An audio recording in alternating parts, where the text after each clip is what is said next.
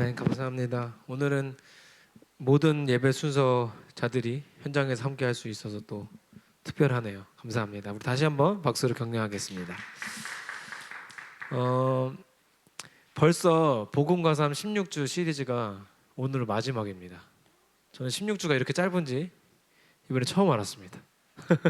개인적으로 16주 동안 이제 진행하면서 저 개인 나름에도 공부를 많이 했고, 그다음에 저 나름대로도 굉장히 많은 변화를 겪은 것 같아요. 네, 그래서 우리 다 고생했다고 우리 유튜브 여러분 같이 박수로 한번 서로를 격려하겠습니다.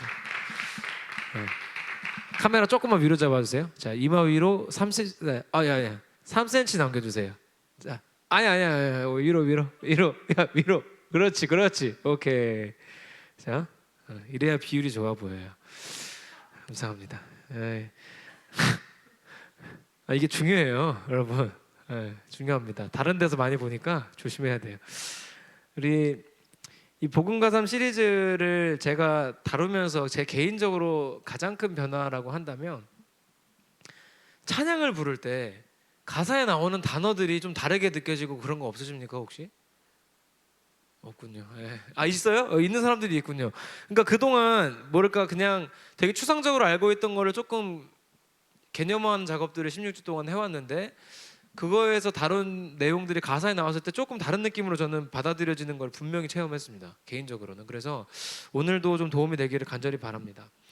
혹시 그거 아십니까? 정부는 기자회견할 때 기자 40명 넘게 모아놓고 합니다. 우리보다 더 좁은 실내에. 그래서 그런지 모르겠는데 저희 중고등부 친구 한 명이, 좀처럼 중고등부들은 절대 카톡을 먼저 안 하거든요. 근데 지난주에 아주 우리가 충격적인 예배를 드렸잖아요. 그러니까 애들이 그게 충격요법이 좀 효과가 있었나 봐요. 그런지 연락을 미리 먼저 했어요, 2명이나. 그래서 얘네가 이제 둘 다 다른 얘기를 했지만 한 명이 무슨 얘기를 했냐면, 기자회견은 40명하고 교회는 왜 20명도 못 모이게 하냐, 이게 합당하냐. 좀 이상하긴 해요, 솔직히. 저는 뭐 보수냐 진보냐 이런 걸 떠나서 솔직히 좀 이상하긴 합니다. 근데 제가 이렇게 대답해줬어요. 문제는 뭐냐면 다 우리 교회 같지 않은 게 문제다라고 그랬어요. 자, 무슨 얘기냐? 우리는 솔직히 1인당 5m씩 거리 두고 예배 드릴 수 있죠. 여기 지금 5m 가능하죠? 굉장히 넓은 본당에 적은 사람이 5m 거리 두고 마스크 끼고 예배할 수 있는 게 너무 가능한 상황이죠.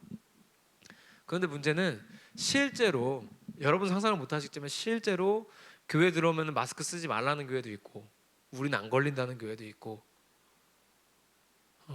그러다 걸리면 돌아가시는 거예요. 하나님 미워해. 큰일 나요.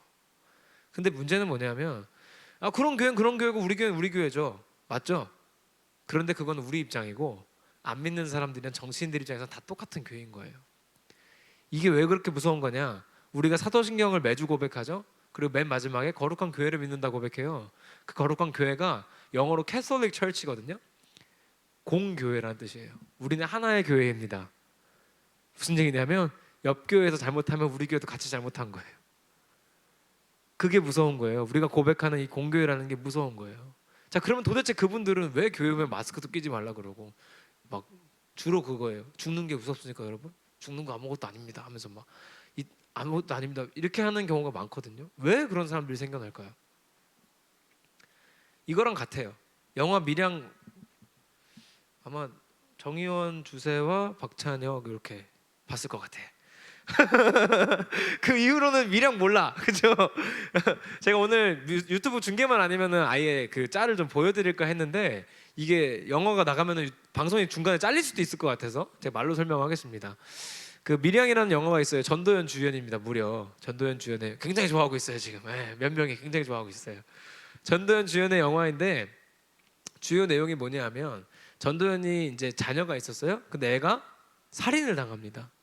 살인을 당해서 엄마가 이제 멘탈이 완전 나간 채로 사는데, 그러다가 교회를 다니게 돼요. 그래서 하나님을 만나고 막 평안을 찾아요. 그래서 정말 그래, 그래도 내가 살아봐야지 막 이렇게 희망을 가지고 살면서 변화를 체험을 해요. 그래서 뭘 하냐면 교도소에 찾아가요. 그래서 자기 자녀를 죽인 사람을, 살인자를 면회를 합니다. 이미 여기까지 전문 용어로 뭐라 그래요? 멘탈 갑, 그죠? 대단한 거죠. 말도 안 되죠. 어떻게 해요 그거를? 솔직히 말도 안 되죠. 어떻게 얼굴을 봅니까 그 사람을? 근데 문제는 여기서 생겨요. 이 사람이 상상한 그림은 뭐였냐면 감옥에서 반성하고 힘들어하면서 죄책감을 가지고 사는 사람을 기대하고 갔는데 얼굴에 해같이 빛나요. 그래서는 조심스럽게 내가 당신을 용서하러 왔습니다. 그랬더니 그 사람이 얘기하죠. 저는 당신에게 용서받을 필요가 없습니다. 하나님이 저를 다 용서하셨습니다. 그래서 전도연이 빠개쳐서 교회에 라디오를 들고 갑니다. 그리고 목사님이 설교하실 때 이 노래를 틀어요. 거짓말이야, 거짓말이야. 이게 일반인들이 교회를 바라보는 시선이에요. 이게. 근데 우리는 여기에 대한 정확한 답을 잘 몰랐던 것 같아요. 그 사람이 어떻게 했어야 되는 겁니까? 그 살인자가? 그럼 그 살인자가 용서받았다는 사실이 틀린 겁니까? 이 문제는 어디서 오는 거냐면 마스크 안 끼는 분들이랑 똑같아요. 어디서 오는 문제냐면 시간에 대한 이해가 잘못돼서 그래요. 근데 여기서 말씀드린 시간이 오늘 말씀드린 우리 성경에 나왔던 영원입니다. 영원. 빵원이 아니고요. 제 통장 잔고 말고요. 영원. ever and ever 할 때 나오는 ever의 의미의 영원이 잘못 이해돼서 그래요. 자, 무엇이냐면 성경에 나오는 이 영원이라는 시간이 우리도 알고는 있어요. 영원하다. 그런데 우리는 여기에 대한 오해가 있습니다. 어떤 오해? 분명히 영원은 끝이 없어요. 그렇죠? 영원하다는 건 끝이 없다는 의미인데 우리는 사실 그 끝이 없다는 거를 정확히 받아들일 수가 없어요. 왜? 끝이 없는 걸 본 적이 없잖아요.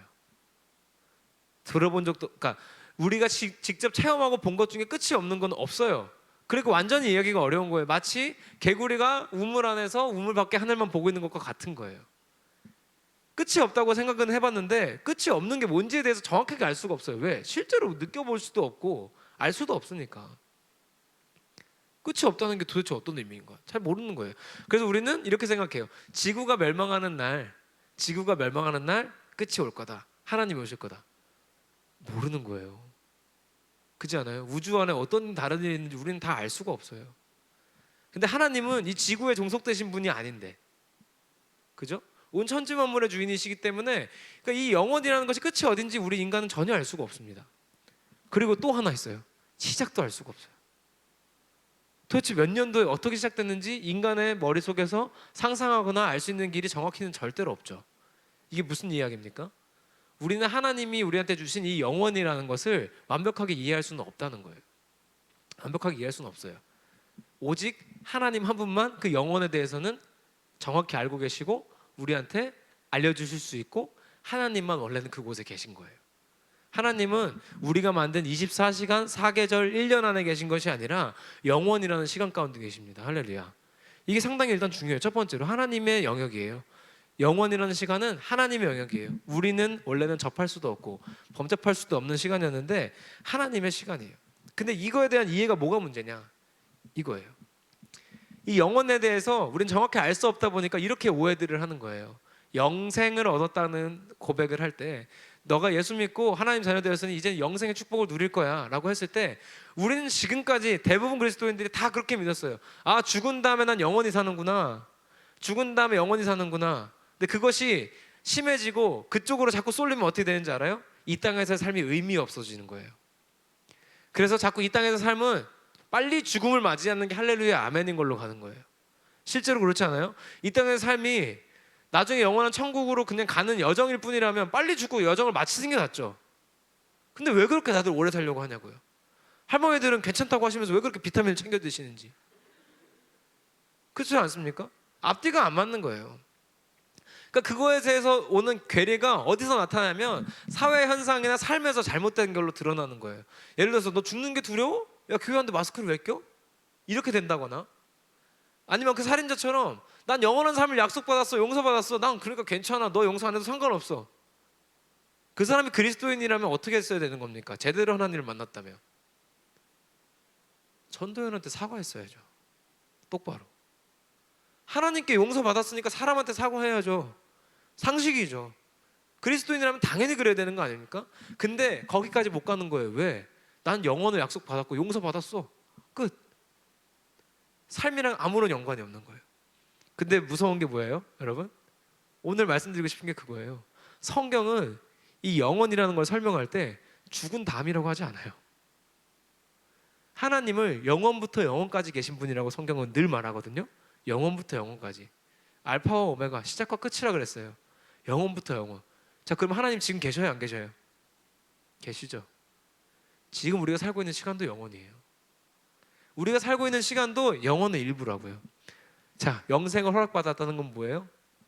죽은 다음에 리셋하고 시작되는 게 아니라 이미 살고 있는 삶이 영생의 시작이에요. 할렐루야. 이게 그리스도인이 다르게 접근해야 되는 이유예요.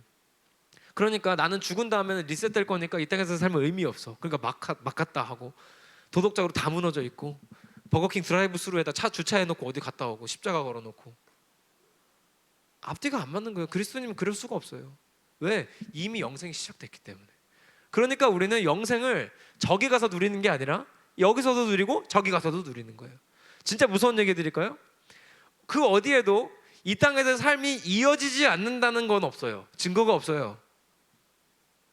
그러니까 거기서 뭐 할지는 분명해요. 요한계시록 보면 가면은 거룩거룩하다 하면서 예배하고 막 찬양할 것 같아요. 그런데 내가 이 땅에서 가지고 있던 직업이 거기서 끝이 난다거나 막 이런 거에 대한 근거가 없어요. 무슨 말이냐 하면 거기 가도 일할 수도 있다고요.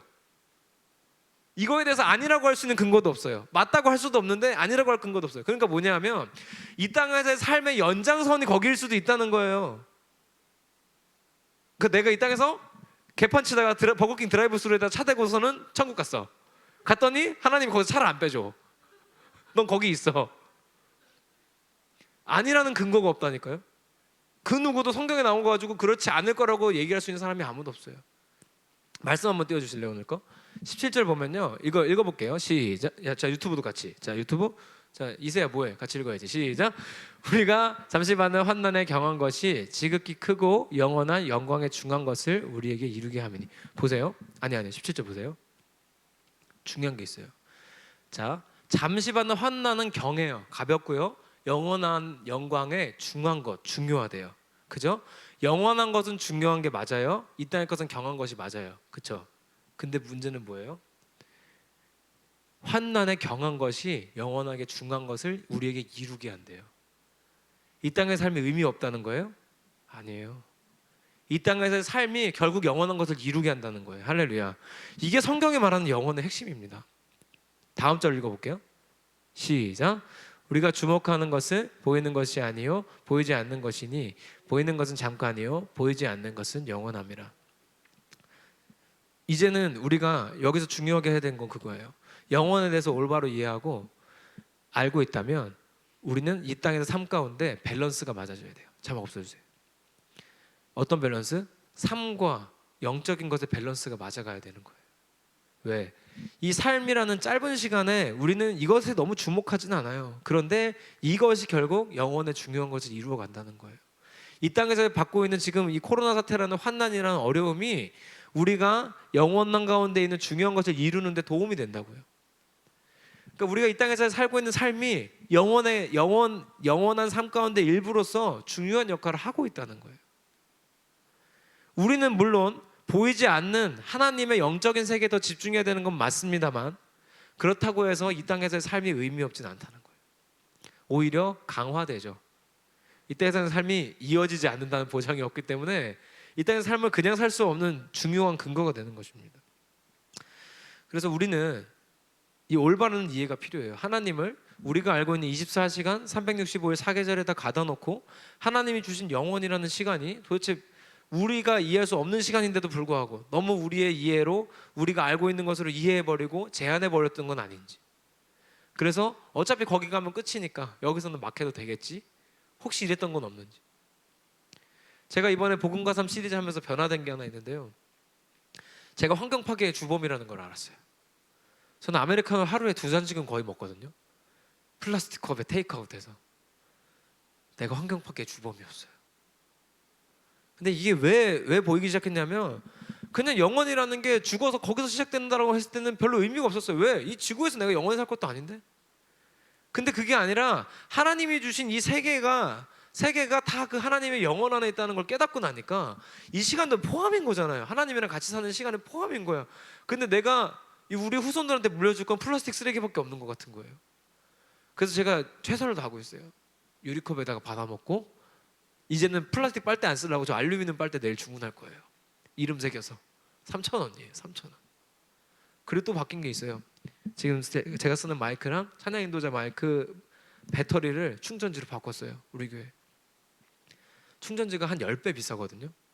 근데 제가 계산해 보니까 지난주에 계산을 해봤어요. 이 설교 준비하면서 계산해 보니까 우리 교회에서 버리는 배터리가 1년에 1,000개는 되겠더라고요. 내가 환경 파괴의 주범이었어요. 나는 남들이 다 그렇게 한 줄 알았어요. 근데 나였어요. 근데 전에는 이런 게 보이지 않았어요. 내가 환경을 파괴하든 말든 우리 교회 무선 마이크 안 고장나는 게 중요하지 않아?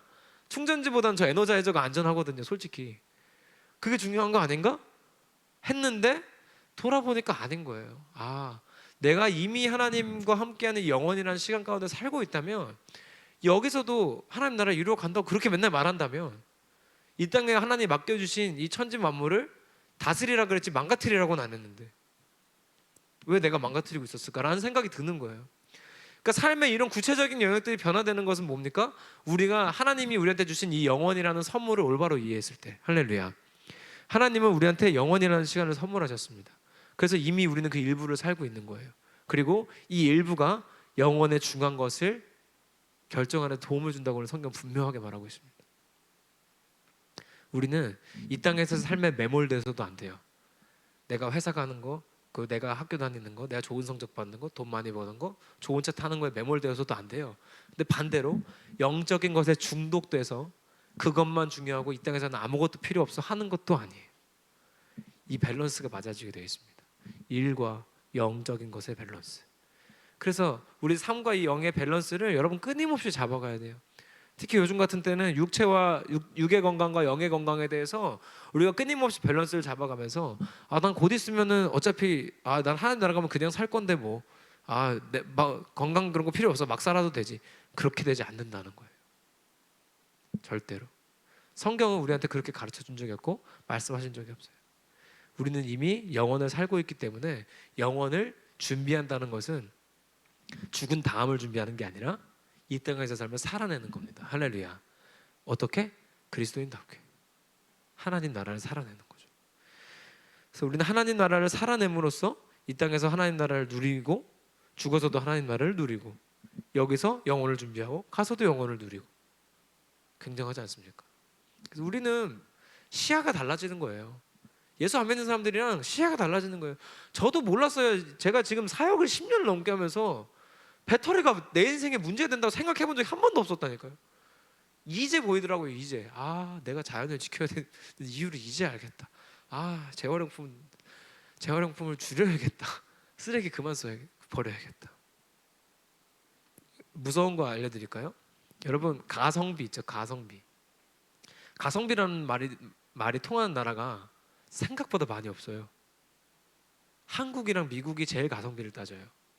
자본주의의 끝판왕. 한국, 미국. 왜? 우리는 미국 따라해서 그래요. 자본주의 끝판왕. 놀라운 통계가 있는데요. 독일 사람들의 인구의 80%가 소비하면서 죄책감을 느낀대요. 내가 소비함으로써 오늘도 자연을 훼손했구나. 진짜로 그렇대요. 그래서 친구야, 나 유럽 오랜만에 왔어. 그래서 취리에서 만나자 하면은, 유럽에도 요즘 저가항공이 많대요. 저가항공 타면 8만 원, 기차 타면 15만 원이면 유럽 사람들은 기차 타고 8시간으로 온대요. 왜? 비행기 타는 게 기차 타는 것보다 환경을 몇 배도 오염시키기 때문에. 이해가 안 되지 않아요? 근데 이제 조금 이해가 되기 시작했어요. 저도 지금도 가성비를 극심히 따지지만 조금 이해가 되더라고요. 영원을 약속받은 사람이 이 땅에서 삶이 다를 수 있구나. 시야가 이렇게 달라지는구나. 그래서 여러분한테 제가 똑같은 걸 요구하고 싶진 않아요. 저도 10몇 년이 걸렸으니까. 그런데 여러분도 여러분 삶의 영역에서 이 영원이라는 약속이 내 죽은 다음에 리셋해서 시작이 아니라 지금 이미 살아내고 있는 거라면 뭐가 달라질 수 있는지 우리는 생각해 볼 수 있을 것 같아요. 충분히. 우리가 이 땅에서 막 살았는데 그 시간이 영원에 하나님을 딱 만났는데 거기서도 이어지고 있다고 한번 상상해 보세요. 무섭지 않아요? 거기서 희원 형제 죽만 들고 있는 거야. 여기가 천국이 맞나? 물론 저는 이렇게 생각해요. 이어진다 해도 거기서는 그 일이 행복할 것 같아요. 희경아, 미안하다. 표정이 너무 안 좋아졌는데? 아니라는 근거가 없어. 근데 갔는데 출근해. 하나님 옆에 갔는데 출근해. 미안하다. 그런데 분명한 건 그거예요. 우리가 하나님과 동행한다면 이 땅에서 하는 출근도, 그곳에서 하는 출근도 하나님 나라가 될 줄 믿습니다. 그래서 우리가 영혼을 약속받은 사람들답게 멋지게 살아냈으면 좋겠어요. 이렇게 정리했으면 좋겠습니다. 하나님은 우리한테 영원이라는 시간을 선물해 주셨습니다. 이 중요한 얘기를 안 했네요. 영원이라는 시간 가운데 계시던 그분이 시간을 뚫고 이 땅에 오셨죠. 예수 그리스도가 우리의 24시간 4계절 365일 가운데로 들어오셨잖아요. 그것이 우리한테 주신 선물입니다. 그것이 영생의 선물입니다. 그런데 그 영생이, 이 영원이라는 것이 그냥 죽은 다음에 이 땅에서 상관없이 리셋해서 시작된다고 성경에서 말하고 있지 않아요. 하나님은 영원부터 영원까지 계시기에 이미 이 땅에 하나님은 계시고, 하나님은 우리에게 이미 영원의 일부를 살게 만들어 두셨습니다. 그래서 이미 우리는 영원의 일부를 살고 있는 거죠. 그리고 오늘 말씀에서 나눈 것처럼 이 땅에서의 환난이 경한 것이긴 하지만 그 경한 것이 영원한 것에 중요한 것을 결정한다 그랬어요. 그래서 우리는 이 땅에서의 삶이 영원을 약속받았기 때문에 절대 중요하지 않아질 수 없고요.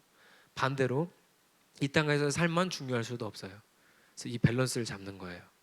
삶과 영의 밸런스. 그래서 영적인 것에만 중독돼서 이 땅의 삶을 무시해버리지도 않고요. 그렇다고 이 땅의 삶에 매몰되어서 영적인 것을 다 잃어버리고 살지 않는다는 것이죠. 결국 이걸 정리하면 핵심은 이거예요. 영혼의 주인은 하나님. 그리고 그 영혼을 하나님이 선물하셨고 우리는 그 영혼을 살고 있어요. 영혼이라는 시간 가운데 행복하게 사는 방법은 하나예요. 주인 뜻대로 사는 거. 영혼이라는 시간의 주인이 하나님이시라는 걸 믿는다면 우리는 내 마음대로 사는 게 아니라 하나님 뜻대로, 하나님 말씀대로 살아나갈 줄 믿습니다.